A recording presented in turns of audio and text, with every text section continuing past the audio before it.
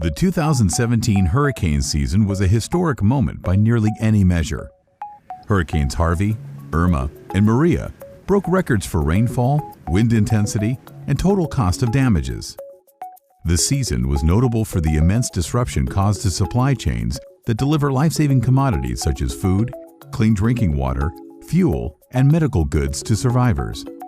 The resulting size of the relief efforts to support impacted communities was unprecedented. A recent CNA report explored the extent of damage and resilience demonstrated by supply chains. CNA analysts visited Texas, Florida, Puerto Rico, and the U.S. Virgin Islands and interviewed those who witnessed the storm's power and worked toward recovery. From grocers to federal emergency managers, what can their accounts tell us about supply chain resilience? Supply chains are organized to respond to the pull of customer demand by producing goods and shipping them through efficient pathways in order to reach their destination quickly. If the demand pull exceeds the capacity of the supply chain, a bottleneck is then created when moving goods. After a disaster, power and telecommunications go down, ports close, roads are blocked, workers can't get to work, and key facilities in the supply chain sustain damage. It's a race against time to get life-saving commodities to survivors. The emergency management community, including the Federal Emergency Management Agency, or FEMA, begins pushing supplies into the disaster zone. Private sector supply chain purveyors begin working to reopen their facilities, reroute products, and restore commercial exchange. Restoring the flow of goods in the aftermath of a disaster is what can separate a disaster from a true catastrophe.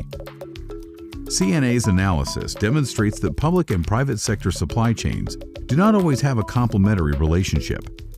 They are often unaware of each other's actions.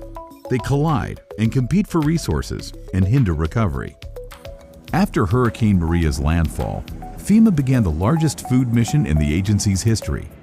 The story on the ground was actually one of surprising resilience.